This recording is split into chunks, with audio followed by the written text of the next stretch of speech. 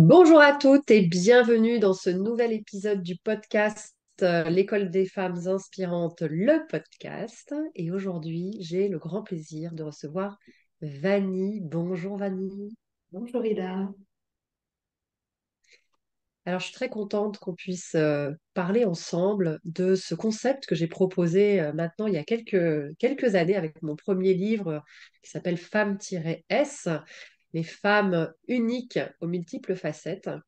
Et avant de te poser la première question au sujet des femmes-S, eh bien, j'aimerais que tu puisses te présenter à nos auditrices, auditeurs même peut-être. Qu'est-ce que tu aurais envie de leur dire sur toi? Alors déjà, merci pour cette invitation. Beaucoup de titres parce que j'ai écouté certains des podcasts et c'est super. Surtout de celles avec qui j'ai pu faire ce chemin.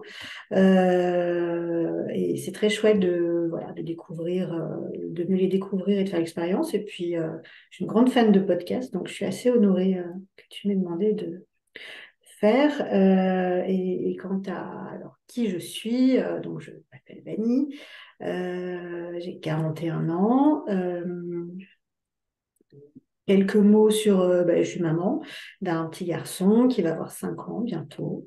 J'ai une situation personnelle, je suis séparée, je dis fraîchement parce que ça fait moins d'un an, et l'école des femmes n'y est pas pour rien. Enfin, voilà, enfin, notre histoire commune se rejoint à ce moment-là. Et dans la vie, alors je suis économiste de la santé, de formation, et je travaille dans la santé, mais en gestion de projet.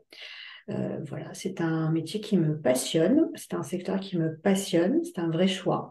Voilà, donc mon but dans la vie, c'est d'y Mhm. rester et de pouvoir m'y engager plus, de plus en plus en tout cas. Voilà. Ah, Qu'est-ce que je voudrais qu'on et sache? peut-être Bah, tu vas voilà. nous en dire un peu plus Oui, avec plaisir. au travers les questions que je vais te poser, parce Mm. que c'est vrai que souvent, quand ensuite on aborde vos facettes, eh ben, vous nous expliquez un peu plus ce que vous faites et pourquoi vous êtes engagé à tel ou tel endroit. Donc, on verra si on retourne là-dessus tout à l'heure. Euh, Est-ce qu'il y a autre chose, Vanny, que tu aurais envie de dire? Voilà, j'ai suivi donc l'école des femmes depuis mars 2023. Donc là, on est en décembre et un long chemin a été parcouru. Il y a encore un chemin à parcourir et je suis ravie en fait. C'est une vraie, ouais, c'est un vrai Hmm, cadeau hein, que je me suis fait. Et d'ailleurs, merci d'exister, d'avoir mis ça en place. Je trouve ça super, vraiment. merci. Bah, merci de ta confiance, hein. Je vous dis ça à chaque fois, c'est que sans votre confiance, nous, on peut pas travailler. Donc, merci d'avoir sauté le pas et voilà, et oui, d'avoir fait confiance à l'école, à moi, à l'équipe, pour pouvoir en effet avancer sur ce qui comptait pour toi ces derniers mois. Euh, et voilà, ça part de vous, hein. Ça part de vous et de cette réponse à cette proposition et à cette main tendue. Donc, merci à toi aussi. Hum, Femme-S, alors toi, si quand voilà, quand tu as découvert ce terme que je propose, et parfois je complète en disant femme inspirante du quotidien, comment ça résonne pour toi? Ça résonne pas mal. À, pareil, à plus d'un titre. Alors, avant l'école, ça a résonné parce on sait que on est sur plein de sujets, on sait qu'on est sur plein de terrains différents, qu'on doit s'adapter systématiquement, quelle que soit notre situation de vie, hein, je veux dire, qu'on ait ou pas d'enfant, voilà, qu'on travaille ou pas, enfin, on le sait pertinemment. Donc ça déjà vie perso, vie pro, sa place dans la société aussi. Hein. Je veux dire, il y a tellement de sujets actuellement autour des femmes. On voit bien à quel point on est toujours dans une espèce d'adaptation à des situations qui sont tellement au-dessus de nous, on Mhm. ne maîtrise pas forcément. Et alors, à plus forte raison, effectivement, depuis l'école, parce que c'est aussi une confrontation à je sais pas comment dire, c'est comme un concentré de femmes-s inspirantes du quotidien, en fait. C'est-à-dire qu'il y a l'école et le programme, mais il y a aussi toutes celles qu'on rencontre en codev, dans les différentes séances, lors du séminaire. Le séminaire, enfin, je risque d'en parler pas mal parce que ça a été quand même une grosse claque, hein, au sens positif évidemment. Mais ça a été le lieu de la rencontre de tellement de femmes avec leurs facettes comment dire, elles ont été incroyablement inspirantes. Donc il y a une espèce d'effet miroir où on comprend qu'on est là-dedans aussi. Hmm. Il y a une vraie prise de J'ai très conscience. envie que tu nous parles plus de ça, justement, d'avoir été d'un seul coup avec des femmes-s. D'abord, qu'est-ce que tu as vu et Mm. qu'est-ce que ça t'a fait? Et je voudrais juste expliquer pour nos auditrices, en effet, tu parles du séminaire, donc ça fait partie des choses que l'on fait au sein de l'école. On part ensemble 3 jours en immersion et on vous délivre un certain nombre d'enseignement et puis vous faites des exercices, mais voilà, il y a plein de choses qui vous permettent en fait d'avancer sur les questions qui sont importantes pour vous. Et ça, on en parlera dans un autre épisode que je vous invite vraiment à écouter puisque tu as accepté de témoigner aussi de ton parcours au sein de l'école des femmes inspirantes. Donc voilà, si vous écoutez, je vous encourage à écouter ce podcast jusqu'au bout et dès que vous avez fini, à basculer sur le témoignage de Vanny, puisque voilà, je pense que tu reviendras sur le séminaire comme étant en effet un moment fort, qui a été un moment fort pour toi. Euh, donc, ces femmes-s, ça m'intéresse vraiment dans le cadre de ce podcast-là. Qu'est-ce que tu vois chez elles? Qu'est-ce qui fait voilà, que tu te dis, waouh, je suis dans un concentré de femmes-s inspirantes du quotidien? Qu'est-ce qu'elles ont, ces femmes, que tu voyais peut-être pas quand tu étais, parce que finalement, on est toujours entouré de femmes-s, mais parfois pris dans le quotidien, les contraintes, les difficultés, les choses à faire, etc. On voit pas forcément la richesse que les personnes ont autour de nous. Et là, tu vois. Là, tu vois. Et alors, qu'est-ce que tu vois? Première question, et après, je te poserai ma dernière question. Qu'est-ce que tu vois? Et, et ben, je vois un concentré, c'est-à-dire en un seul lieu et à un instant donné, une concentration de femmes qui, lorsqu'elles s'expriment, quand elles parlent d'elles, de leur vie, de ce qu'elles font, et ben, déjà, je me sens liée parce que je comprends ce qu'elles disent, les problématiques qu'elles rencontrent. Et même quand je les vis pas, je comprends et je comprends qu'elles me comprennent aussi quand j'interviens. Euh, et il y a quelque chose qui se crée en fait. Il y a une sorte de lien. Il y a, je sais pas comment dire. J'ai presque envie de leur dire, ben ouais, on se comprend en fait. On se Hmm. comprend. C'est quoi ces problématiques communes qui émergent là et où tu dis, OK, je comprends, je vis ça, si je le vis pas, en tout cas, je peux l'entendre, je peux le Mm. concevoir. C'est quoi, par exemple, concrètement? Qu'est-ce que tu as entendu? Il y a un vrai sujet de place, de la place qu'on a. Et en Ouais. plus, c'est très antinomique parce qu'on se pose mille questions sur la place qu'on a et en même temps on est partout. Donc, tu vois, ça prouve bien que voilà, entre ce qui se passe et ce qu'on éprouve, il y a une vraie dichotomie. Mais on est toutes là-dedans. C'est-à-dire que moi, j'ai vu des femmes qui avaient une carrière, alors une famille ou pas, mais en tout cas, voilà, qui avaient quand même une vie personnelle, qui avaient un travail, qui avaient des questionnements sur leur place dans la société, sur leur lien avec les politiques publiques, liées aussi aux questions autour des femmes, hein, évidemment, en entreprise. Donc, voilà, toutes ces questions-là, en même temps, partout, et en même temps se dire, mais c'est quoi ma place? Mais c'est exactement les questions que je me posais et que je me pose encore, évidemment, parce que c'est un chemin qui continue je suis partout. Et en même temps, il y a où ma place dans tout ça? Et puis, il y a des choses que j'aimerais faire mieux. Il y a des questionnements, des blocages, la conciliation vie perso, vie pro. Est-ce que j'ose, d'un point de vue professionnel, grimper alors en compétences, en responsabilité, en salaire, évidemment, en place, hein, dans les CODIR, dans les conseils d'administration, etc. Voilà. Et si j'ose le faire, c'est quoi le prix à payer et est-ce que je suis capable de le payer? Est-ce que je peux mettre en place l'organisation qui va avec sans que ça m'angoisse? Et est-ce que et si on tire un peu plus le fil, parce qu'il y en a qui étaient dans ces questionnements-là, est-ce que je fais ce que j'aime et qu'est-ce que j'aime? Et si je sacrifie un tel, qu'est-ce que ça coûte à ma famille et qu'est-ce que enfin voilà, on est dans c'est un Tetris permanent en fait, hein, véritablement. Ouais. Seulement le Tetris, à un moment, enfin, le truc, le jeu est fait pour que ça se stabilise. En fait, la solution, elle existe. C'est juste que, bah, on tire. Ouais, Mm. ouais, c'est super intéressant. Quelle est ma place quand tu dis, il y a cette question autour de quelle est sa place et en même temps on est partout. Moi, ce qui me vient par rapport à ça, c'est quand on est partout, on est nulle part finalement. Donc du coup, évidemment que la question de la place du coup émerge. Donc c'est vraiment très très intéressant ça. Et une fois que j'ai décidé où est-ce que j'avais envie d'être, comment en effet je concilie euh, les engagements professionnels, personnels, la question de l'audace, et puis la question de soi, Mm. vraiment de manière profonde. Peut-être pour la première fois, je pense qu'il y a une grande partie des femmes qu'on accompagne qui pour la première fois se disent qu'est-ce que je veux en fait? Qu'est-ce que je veux? Toi, tu as dit qu'est-ce que j'aime, mais c'est ça en fait, qui je suis, quoi. C'est ça. Et donc c'est ça que tu vois d'un seul coup, et tu te dis, je fais partie de ce cercle. Parle-nous de l'effet miroir.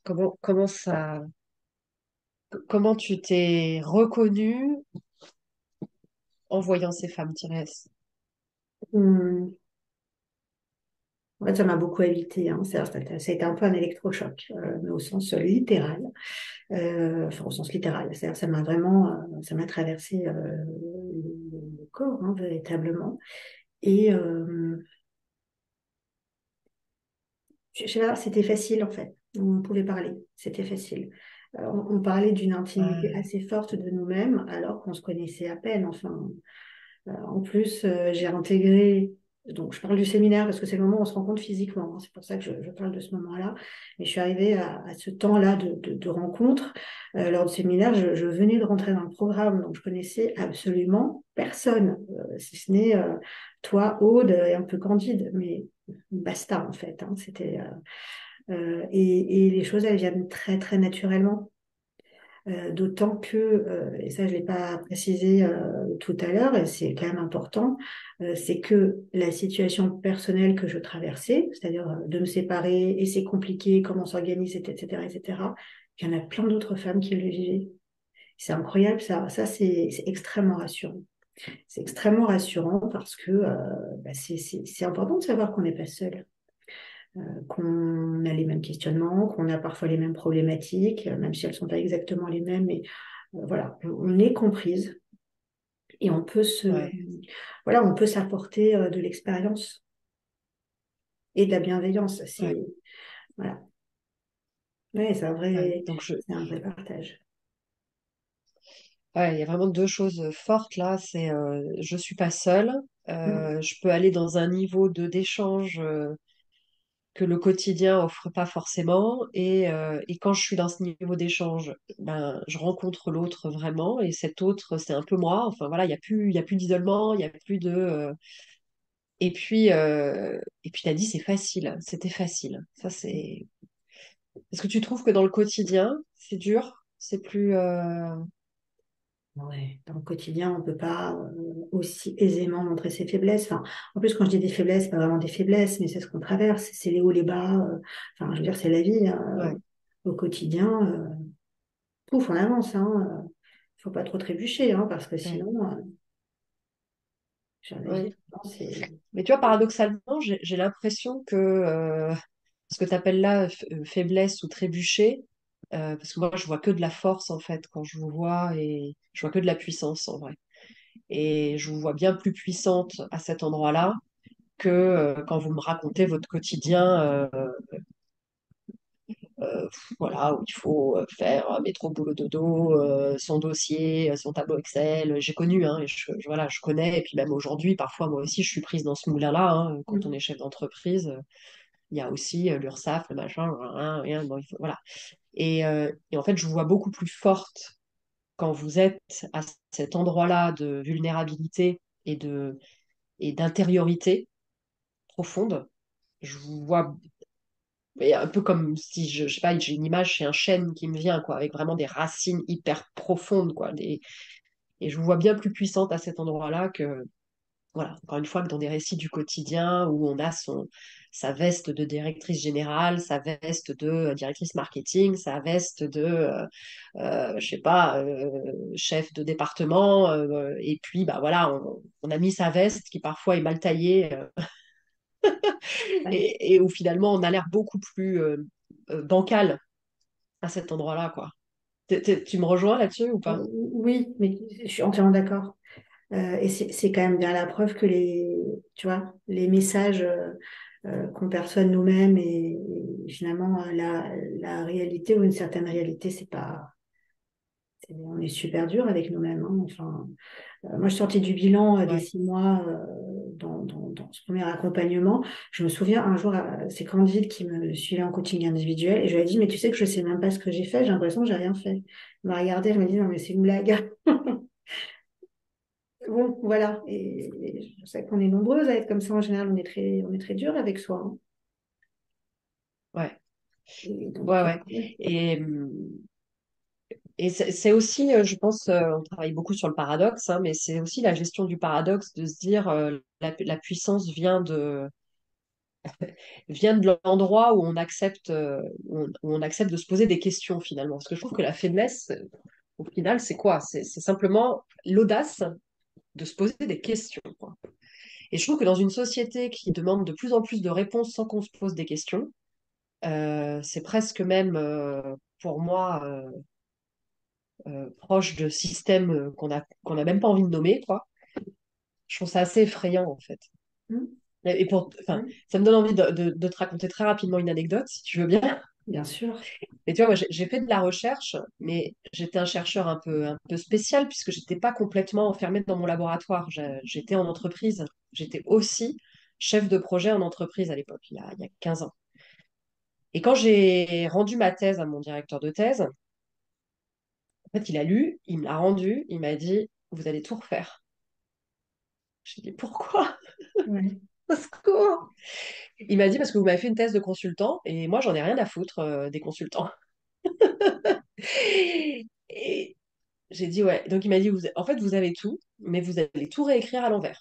Enfin, ou plutôt dans le bon sens, en tout cas dans le bon sens pour la recherche, quoi. Et c'est vraiment quelque chose qui m'est resté depuis, hein, donc ça fait 15 ans que j'ai ce truc-là en tête. Et je me suis dit, mais en fait, c'est ça. C'est exactement ce qui sépare la recherche de la vie dans les entreprises.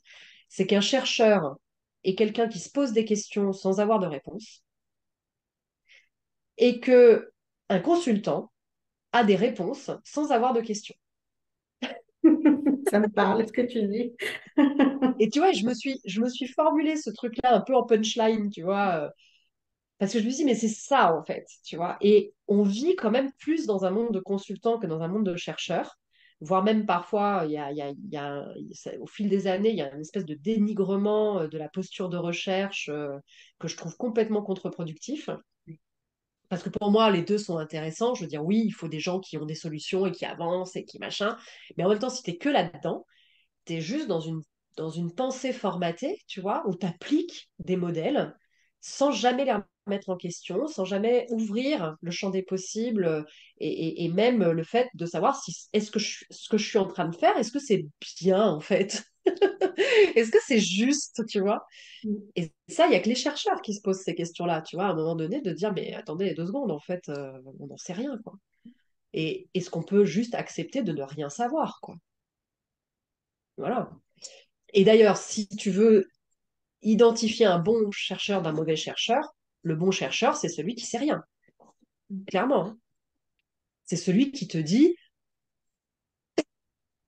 en l'état actuel de mes connaissances, et même un prix Nobel, hein, j'entendais encore Estelle Duflo, la prix Nobel d'économie, il y a quelques années, là, qui intervenait sur France Inter.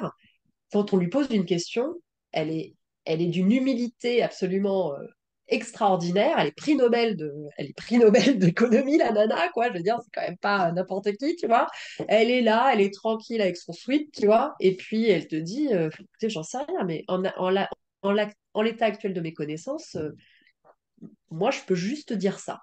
Mais c'est tout. Après, toutes les questions restent ouvertes, quoi. Ça. Et le chemin est permanent. Le questionnement est Et le permanent. chemin est permanent. Et le chemin est permanent. Et je sais que moi, cette posture de chercheur que j'ai acquise par mon parcours, je pense qu'elle m'a aidée en fait à rester. Et ça n'a pas toujours été le cas, hein. Moi, j'ai aussi mis ma veste et non, non, c'est bon, j'assure. il y a des problèmes, c'est pas grave, j'ai toutes les solutions, j'ai tout compris, ou de toute façon, si j'ai pas tout compris, il faut que j'ai compris. Donc, je trouverai une manière de comprendre d'une façon ou d'une autre. Je suis passée par là aussi, mais je crois que, enfin, tu vois, là, tu me reconnectes à ça, mais je pense que c'est ça, en fait. Cette posture de questionnement, elle est puissante, en fait. Elle est Tout à hyper fait. puissante. Et même dans le monde de l'entreprise, parce que moi je travaille sur des projets, mais sur des projets de transformation et de déploiement d'un plan stratégique, par exemple. Et à Ouais. l'époque enfin, voilà, de l'accompagnement, j'étais sur un sujet, j'en parlais régulièrement sur les maisons de retraite, etc. Et je me souviens, dans le cadre de ce travail, on était monté très très haut dans les réflexions. On avait travaillé avec un philosophe, on avait travaillé avec une juriste sur la notion de dignité chez les personnes âgées. Qu'est-ce que ça signifie? C'est quoi le lien avec la liberté? Que vient faire comment dire, la loi là-dedans? Comment le fait de cadrer par la loi, ça permet une liberté, parce que c'est grâce aux règles et aux limites qu'on est libre finalement. Donc ça a repositionné ça aussi. Et on est descendu jusqu'à des questionnements beaucoup plus concrets. C'était quoi la raison d'être? Pourquoi on est là? C'est quoi nos principes? C'est quoi nos fondements? Et globalement, conclusion de tout ça, comment on gère un EHPAD? Comment on l'organise? Comment on travaille dessus? Donc on est arrivé sur des choses très très concrètes. Et comme on est monté très haut dans la réflexion, ça pouvait paraître parfois complètement abstrait, mais c'était nécessaire parce que si on ne se connecte pas à ça et à soi, parce qu'à un moment ça prend aux tripes aussi, hein, les gens qui travaillent sur des questions comme ça, c'est des personnes aussi engagées. Donc ça doit prendre au trip pour qu'ensuite on pose quelque chose et on puisse le concrétiser. Et bon, c'est l'exemple le plus récent, c'est pour ça que j'en parle, mais en général, dans ma vie, je fonctionne comme ça.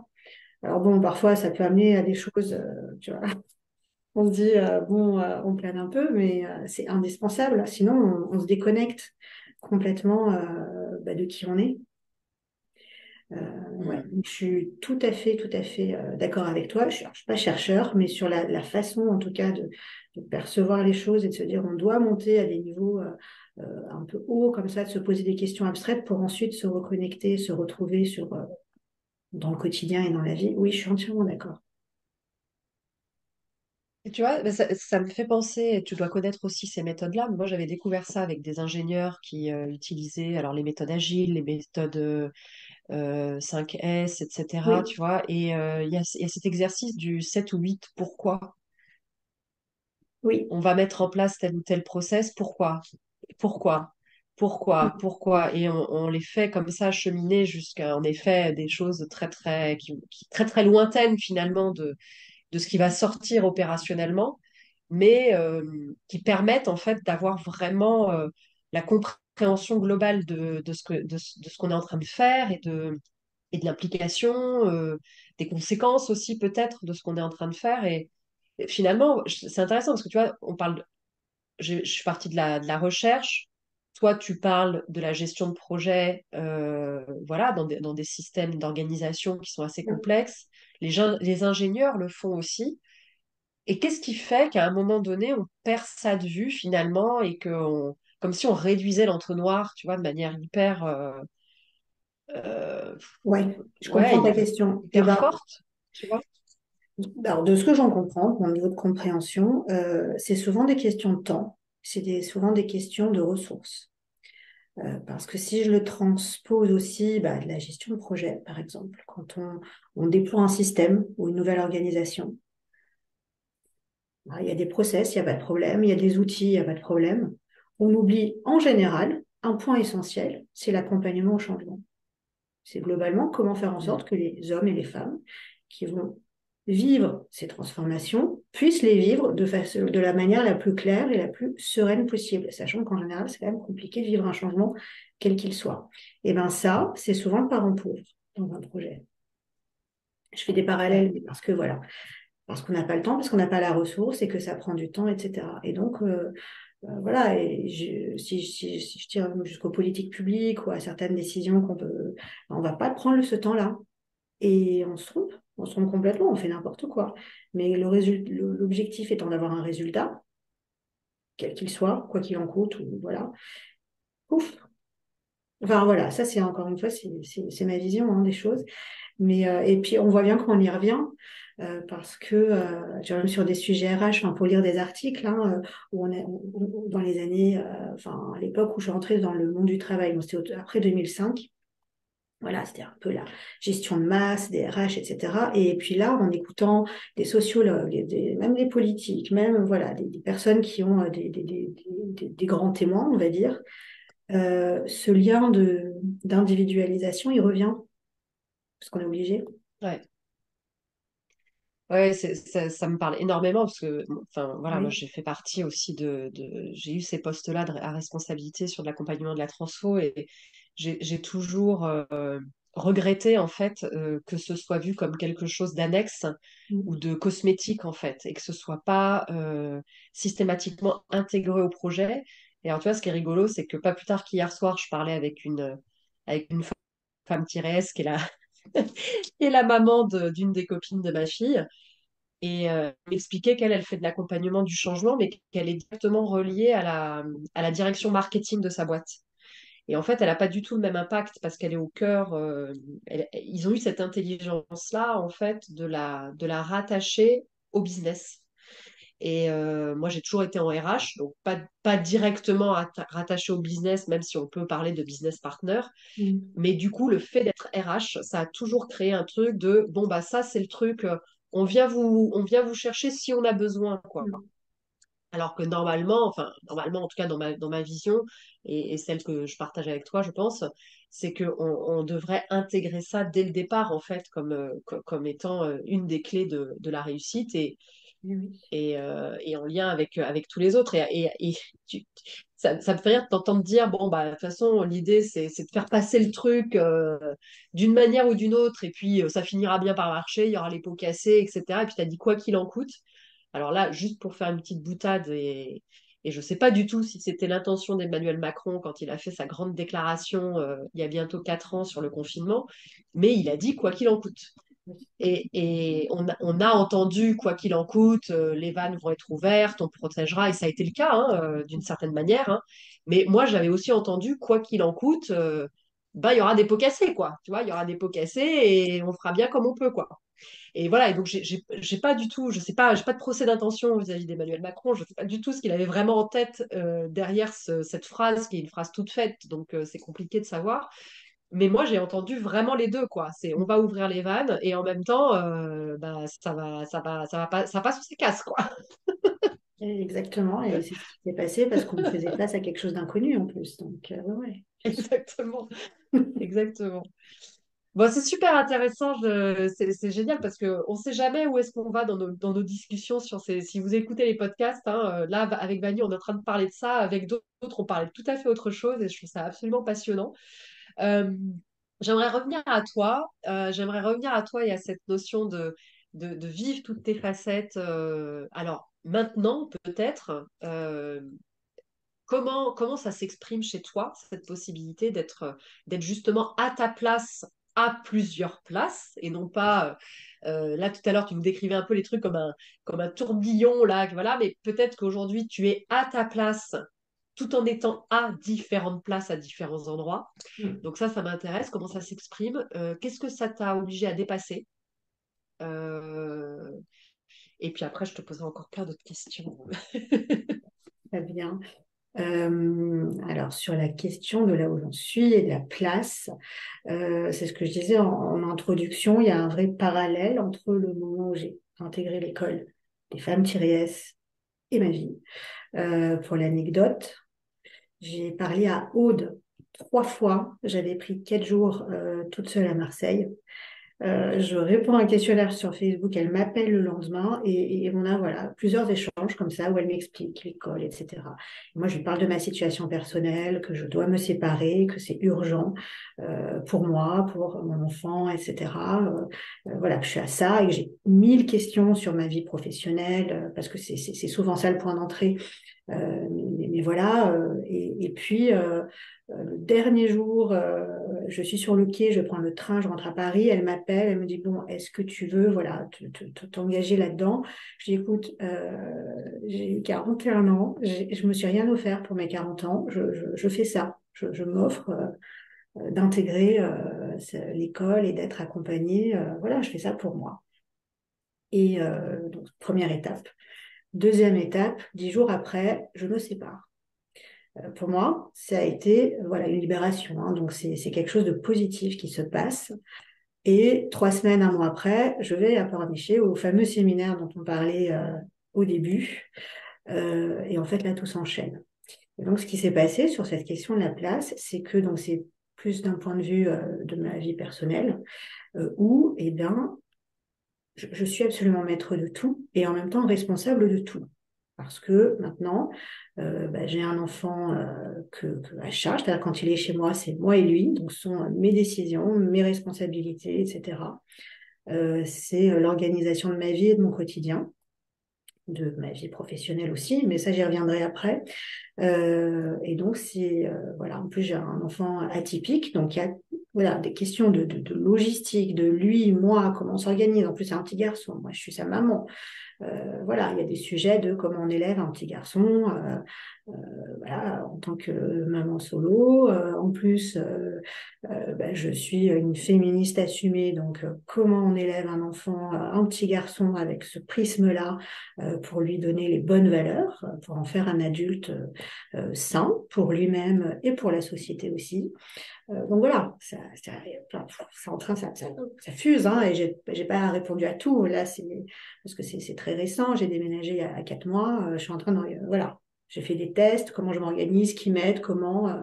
Maintenant, j'ai une femme de ménage. Avant, j'en avais pas. J'ai une nounou. Parfois, elle est là aussi le soir. J'ai mes parents. J'ai d'autres backups en cas de besoin. Mais et puis, je sais que c'est en train de monter, monter, monter.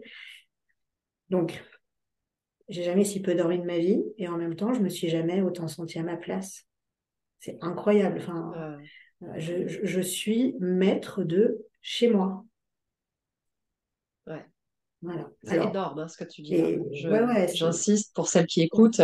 Enfin, voilà, après ce récit que tu nous décris, et enfin, moi je te vois vraiment comme, enfin voilà, d'abord cette prise de décision forte, hein, que tu as eue, etc. Mais quand tu arrives à la fin à dire, voilà, oui, je suis maître, en fait, j'ai les clés en main, c'est fort, hein, de dire ça. mais je sens que le Ouais, vide. Je n'ai pas d'autres mots. C'est vraiment, je suis le maître de mon bateau. Et je ouais. suis très contente. Et ça peut pas être autre chose. Et, J'aurais peut-être pas dit ça et il y a j'espère quelques que minutes. celles qui écoutent mesurent à quel point, parce qu'on parlait de la vulnérabilité tout à l'heure, c'est-à-dire à quel point il y a une dualité dans ce que tu es en train de dire sur ta puissance à être à cet endroit-là, c'est-à-dire à être maîtresse, et en même temps tout ce qu'on a dit depuis tout à l'heure sur le fait de te poser les questions et toutes les questions qui vont avec, qui vont avec. C'est-à-dire que c'est presque un truc de proportionnalité, c'est-à-dire que t'es aussi maître, autant maître que tu te poses de questions, quoi. Et ça va ensemble, en fait. Hein. Et ouais, je trouve ça vraiment, vraiment très, très intéressant. Et peut-être que ça m'amène sur la dernière question qu'on évoque dans ce podcast. Mais justement, tu évoquais la liberté, enfin, en tout cas, toutes les réflexions dans ton travail, hein, qui vous avez amené à travailler sur la liberté. Mais je sais que c'est aussi un sujet à titre personnel qui t'intéresse énormément. Qu'est-ce que tu dirais euh, en parlant de ça, maîtriser sa vie, avoir les clés en main, etc. Euh, Qu'est-ce que tu dirais de la liberté des femmes aujourd'hui? Comment tu la perçois en France? Et, et la tienne, quoi. Ouais, la tienne. Alors oui, la liberté, c'est un vrai sujet. C'est le fil d'Ariane de ma vie, hein. C'est chevillé au corps. C'est un sujet, je pense que depuis toute petite, sûrement j'ai dû dire très très vite, je fais ce que je veux, hein. Enfin, globalement, ou quand je serai grande, je ferai ce que je voudrais. Enfin voilà, il y a quelque chose de très très fort par rapport à ça. Euh, et pourtant, et c'est pour répondre à la première question par rapport à la société, je me suis rendu compte, et c'est toujours le cas parfois, qu'il y a toujours une différence entre ce qu'on va se dire je suis quelqu'un de libre, je suis une femme libre par exemple, et véritablement ce qu'on estime être la liberté ou pas. On peut avoir sa propre définition de ça, hein, et qu'elle ne soit pas la même d'une personne à l'autre. Et la marche qu'on doit passer pour atteindre notre idéal, en fait, à nous. Donc, il y a déjà cette différence. Et par rapport à la société, on est quand même là actuellement dans quelque chose de très mouvant. Bon, on parle de MeToo, mais c'est clairement pas terminé. En plus, on voit bien à quel point enfin, je parle de ça parce que finalement, la notion de liberté, elle rejoint toute la dimension sociétale, la loi, la manière dont on va les protéger. Et je trouve que tout ce sujet autour de voilà, que ce soit les violences faites aux femmes et aux enfants, la place qu'elles vont avoir dans la société, et comment on les protège quand elles doivent l'être véritablement, et finalement, mais toutes les espèces d'oppositions qui se posent, et on se rend compte qu'en fait, c'est un état d'esprit qui n'a pas changé, ou enfin, qui évolue, pardon, mais on voit d'où on vient, quoi, à quel point c'était hyper ancré, et pourquoi des évidences, des choses qui sont des évidences de protéger une femme qui est en danger, de protéger son enfant, le sujet enfin voilà, on pourrait tourner plein de choses, et à quel point c'est compliqué de passer le truc, quoi, de passer la marche, ça se fait quand même au forceps, et qu'il faut prouver, Ouais. reprouver, qu'on remet si facilement la parole de la femme en question, voilà, et qu'il faut démontrer tellement de choses.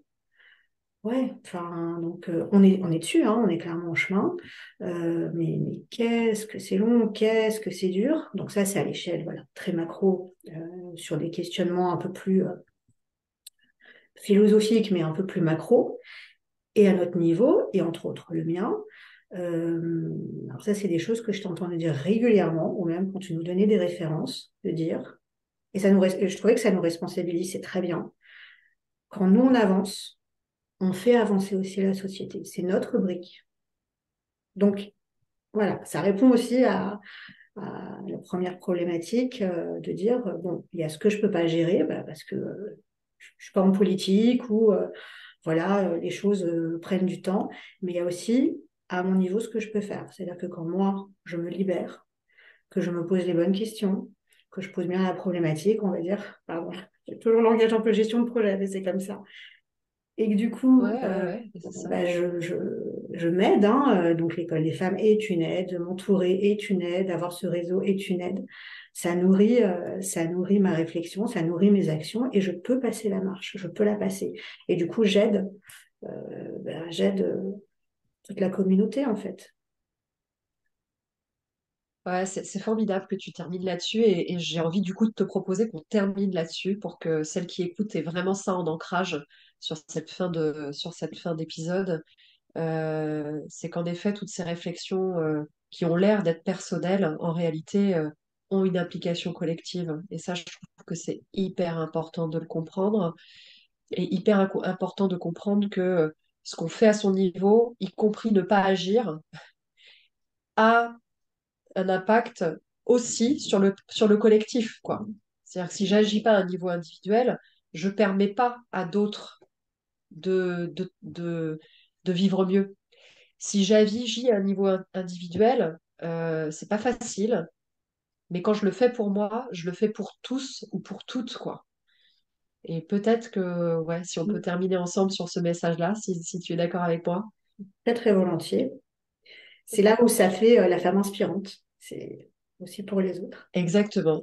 Et voilà. Et à partir de là, en effet, ben, voilà, on devient inspirante pour les autres. Magnifique. Merci énormément, Vanny, pour ce temps Merci, Ida. qu'on vient de passer ensemble. Je vous invite donc à nous retrouver sur la deuxième partie en cliquant tout simplement sur la prochaine vidéo que vous allez trouver là sur YouTube. Et si vous êtes en audio sur le podcast, précipitez-vous sur ma chaîne YouTube, Ida Gennari Elicheri, et vous allez retrouver Vanny qui va nous parler de son témoignage, donc plus expérientiel au sein de l'École des femmes inspirantes. Merci beaucoup, Vanny. Merci à toi, Ida.